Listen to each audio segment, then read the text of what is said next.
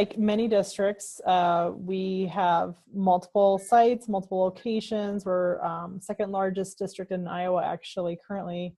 And we just have the same struggles as everybody else, trying to get the learning, high quality learning to everybody and making it fit for everybody. And the larger your system grows, the more complex that challenge becomes. And so we really were finding that our traditional PD model was almost impossible to plan and execute.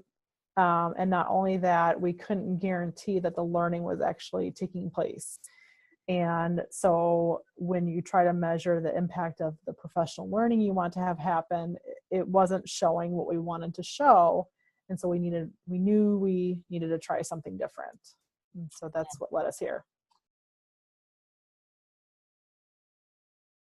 Yeah, we've definitely done much more blended learning than totally online, although we've tried to provide options for everybody.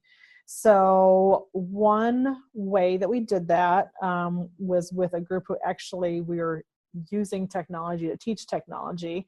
We actually had a big pocket of teachers who were interested in pursuing a certification this last year. And we have about 30 different school locations and varying bell schedules and very spread out, and only some people who were able to train, and schedules were crazy and people had after school coaching and everything. So we really sat down and thought there has to be in this day and age a better way to do that. And so we came up with a model that worked really well for this particular situation.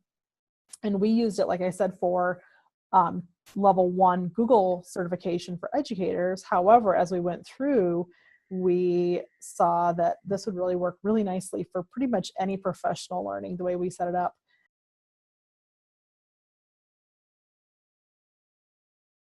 So what you see here is our landing site. So we found that creating a website to house all the pieces for everybody was really the best way. And so we created a Google site. You could use any kind of site or message board, but we wanted a home base where people could come and get information. It was dependable, it was reliable, it was consistent. So we helped them get all the pieces they needed to get set up. So in our case, in Davenport, we had some extended credit options. We had some teacher quality money that could supplement them. We had course pre-approval, so all these different pieces that really were added benefits, but we wanted to put that again all in one place because there were a lot of moving parts. So we tried to organize that for them. And then we actually got into the learning, which you see in this drop down. And so how we set it up was we set up a main schedule, and this won't show anything because we're not currently in the cohort, but we had a Google schedule, a Google Calendar embedded. And if I were to go back, you can see that pretty much every Thursday at 3:15, we had a session, and it was a live session where I was in one location doing the training, but we were also using YouTube's live streaming to broadcast. So we had pockets of teachers in 20 different locations throughout the district who were taking part in this learning. So they could jump into it live. But the other cool thing about YouTube live events, and you could do this also with some of your other online meeting programs, is I could record it. So if someone wasn't available at 3:15 on Thursdays, no big deal. They still had access to the training and come back later and watch it. So for example, we had a group of teachers out at Walcott who had, all three of them had coaching directly after school. And so they would do their coaching, then they would go get drive-through food and come back to the school and jump on together and watch the recording. And we didn't want them to feel disconnected even with the recording. So we also created a Google community where they could jump in and we could ask and answer questions and support each other. And at each location, we had someone who designated themselves as a facilitator. And so the facilitators and I just really closely monitored that conversation to make sure we were supporting people, even if they didn't come live at the specific time and location. We also offered, you see, some evening options for those who wanted some more skill levels. And again, those were both live and recorded. So some people stayed with our schedule. Some people did it all over spring break. Some people needed to go faster or slower, and it was really flexible. People had everything they needed. So when they were ready to join us, if they were going to do the live session, we had it just right here for the next session info. And this is a recording now, because like I said, I use YouTube's live event recording. But if it was getting ready to be broadcast, it would say 10 minutes till broadcast. So they'd see a countdown, and they had access to any resources I wanted them to have over here on the side. So really together, it let us have a really successful schedule. And again, accommodating, about 170 people over 30 different buildings was really amazing. Some people like to learn in a community. They like to have someone right next to them where they can ask a question, and they could do that. Some people like to learn solo and at their own pace in their home in their pajamas. They could do that too. We really didn't have someone who felt like they were alienated or couldn't get the learning in the style that they needed. And that was really, really important to us. I can tell you that we surveyed our entire group, which is about 170 of our educators, midway around winter break and then at the end, and the feedback was overwhelmingly positive. They loved the flexibility. They felt respected as an educator and as a human being. A lot of them are moms and dads, or they have outside of work commitments, and so being able to be flexible while still getting high quality learning was really, really important to them. How we got there was we had one school that came forward first, and one of our amazing tech integration model teachers, Joe Maxey, is a librarian at McKinley Elementary, and he said, I have a pocket of people here who want to do the certification. Can you come and help us with this, and we'd like to do something. And so he and I got together, and then I knew of another building that wanted to jump in. I thought, well, what do you think about us opening this up to more than just McKinley? And they loved that idea. And then from there, it just kind of, snowballed, and we found out that there were, in most of our locations, someone who was willing to be the person. And so we just kind of thought, well, how would we accommodate the people who can't drive to McKinley? How would we accommodate the people who have to go pick up kids directly after school? How do we accommodate people who are not able to meet anytime during December because they're music teachers and they have programs, and there's no way there's an ounce of extra time in December? And so we just thought through all these what ifs, and we really tried to anticipate as many pitfalls as possible. And I think we did that for the most part. And then like I said, we did the survey midway through and then at the end, and got really positive feedback and some great suggestions also. So we are planning to repeat this kind of cohort, this large scale cohort next year for both another level 1, and these people who did level 1 are now interested in level 2. So we want to set that up as well. And then also expand it beyond Google training. This is a model that could work for many different things. And we have a lot of different professional learning communities happening in our district and across the state.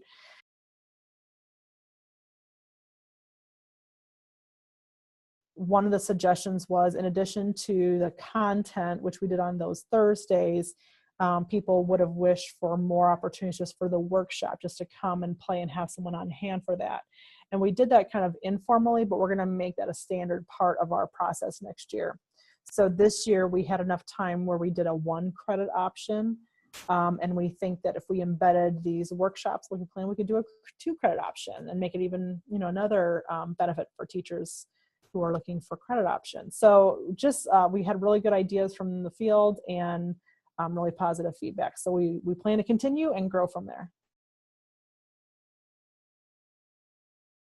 My first words of wisdom is that you don't have to be fancy or have $1 million to make this happen. There are many products and tools that can help you do all of these things. And we're a Google district, so we had that at our fingertips.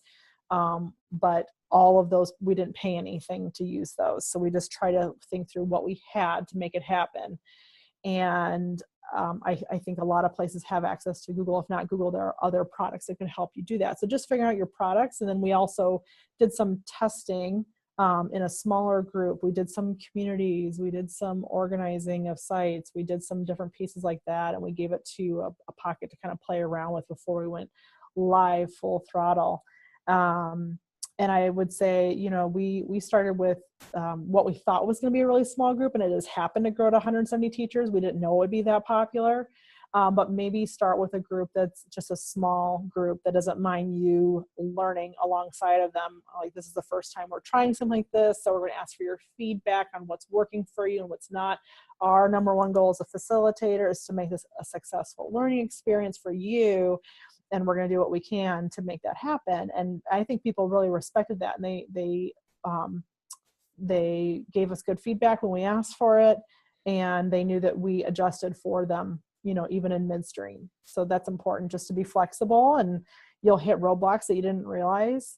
And you just go from there. And it's you're modeling your growth mindset, you're modeling your own flexible learning when you're able to show them, like, we're going to try something new, and see how this goes. And we also emphasized throughout the way that all these tools were things that they had available they could use in their classrooms too. So if they wanted to try using YouTube live streaming to record a flipped lesson, you could do that. You don't have to have fancy equipment. It's right there. And you could spit out a video in no time at all, just with a few clicks away. So we try to make it really useful and responsive to them.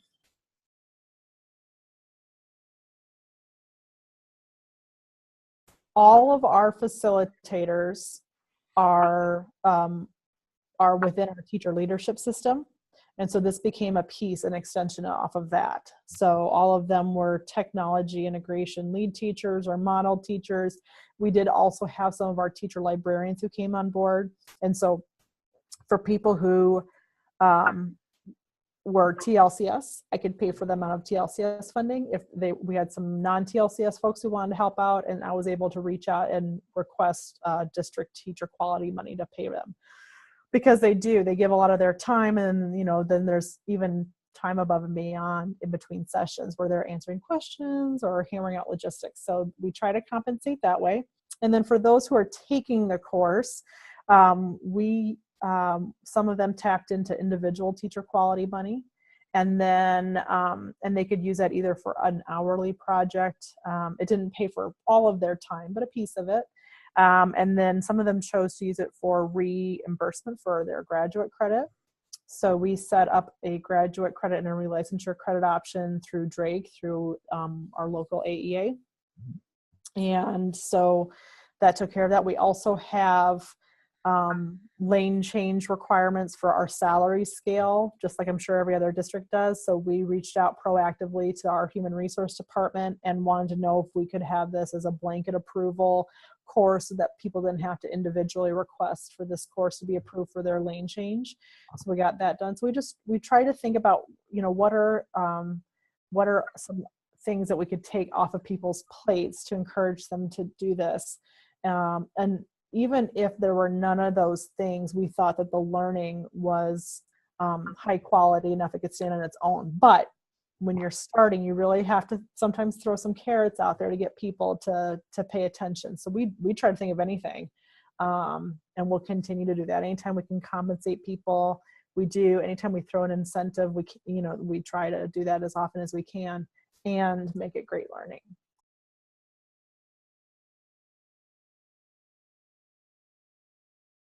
So I would say a couple different directions. I would say the online learning cohort was definitely helpful, and the online learning offered certain tools, and some of them we used and some didn't, but it was all about the process behind there. How do you accommodate learners? How do you actually assess online learning? How do you facilitate and encourage interaction and discussion and hold everybody accountable? And it's different. I mean, I've been an educator for a while, but teaching online, this is a new experience even for me, and I felt very comfortable with it, but it was still, something new to try. And so that was really helpful.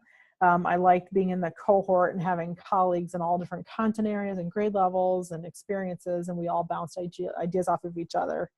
And then the other piece that went along with this for us was Almost everybody who was a facilitator had already gone through the level 1 certification process themselves.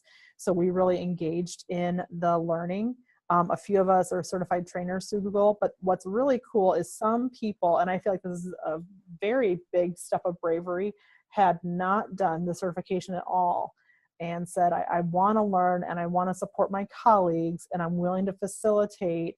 And so I set them up, and so they were able to learn right alongside their colleagues that they were leading and get that certification as well, which was helpful for them working in a tech integration role. So both those directions really supported our professional learning to make this a success. The other piece of that I'll add in here is that our goal was to make our learning high quality and take and bake. We wanted people to be able to take what they're doing in our learning and take it back to the classroom the next day.